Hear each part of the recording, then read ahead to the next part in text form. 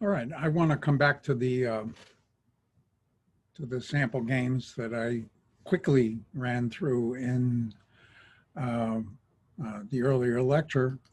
Let me get a share screen going here.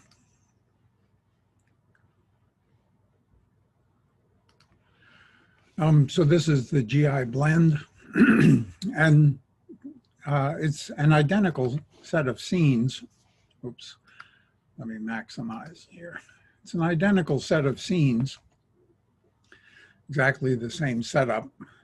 And this is without GI. This is the without global illumination, without real time, without baking. And of course, it looks quite good. The objects are shiny. They're lit in various ways that reflect things. They have shadows. All of this is without any of the GI. So I mentioned three different settings. There's baked, mixed, and real time. And the baked, as I mentioned, creates the texture and overlays it. It's probably what you'd want to use with the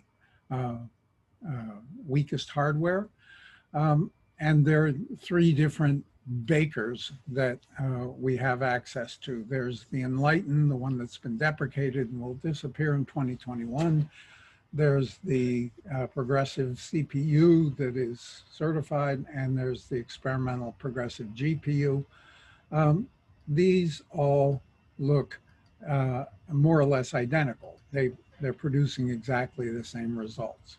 We're seeing this red halo underneath this thing. We're seeing blue around the cube, and we're seeing enhanced white around the white. This is the reflected indirect light being added to our scene.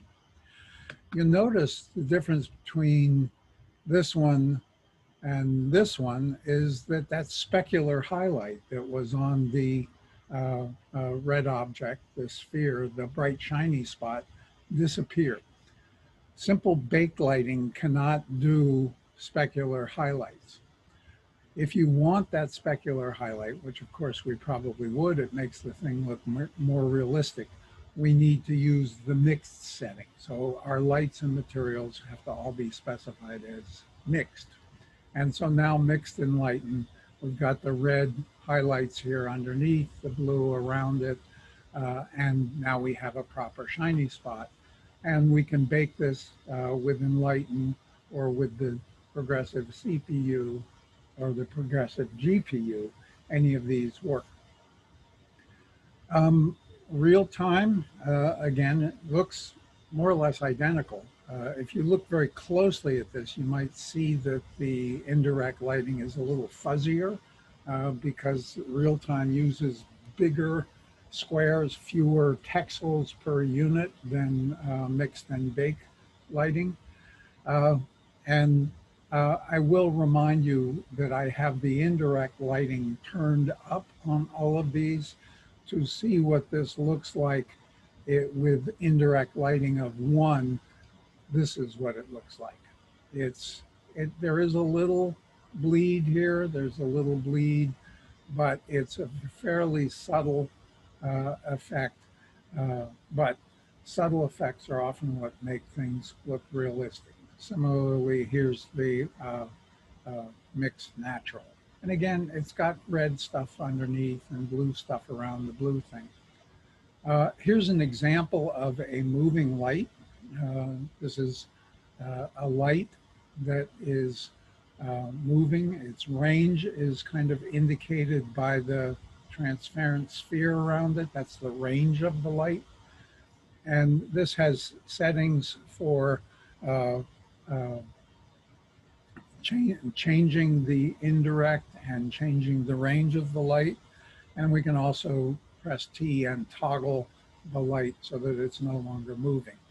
Now, if I decrease the range with the horizontal arrow keys, the light has, no, that's the indirect lighting, I'm sorry. So here's an indirect lighting of 1. It's hard to get exactly 1. So this would be sort of the natural lighting that you would get.